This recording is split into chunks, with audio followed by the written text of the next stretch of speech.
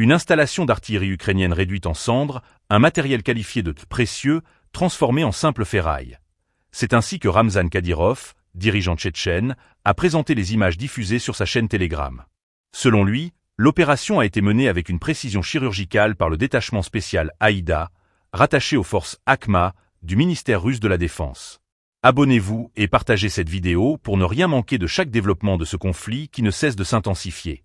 D'après les informations relayées, l'attaque s'est produite dans la région de Soumy, une zone particulièrement surveillée ces dernières semaines. Le groupe SIDA, composante du détachement Aïda, aurait mené une frappe ciblée contre une unité d'artillerie automotrice ukrainienne. L'impact, visible sur les images, ne laisse place à aucun doute. Le système visé a été totalement neutralisé. La communication de Ramzan Kadyrov s'inscrit dans une stratégie déjà connue.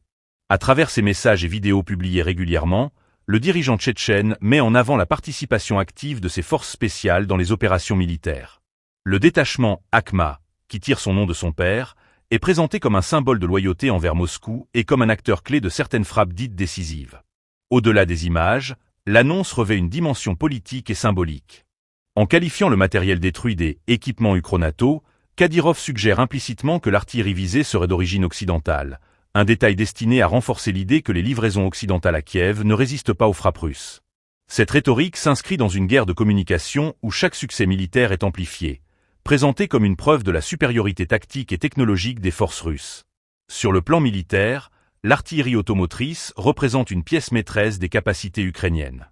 Capable de se déplacer rapidement, de tirer et de se repositionner, ce type d'équipement permet aux forces de Kiev de maintenir une pression constante sur les lignes adverses.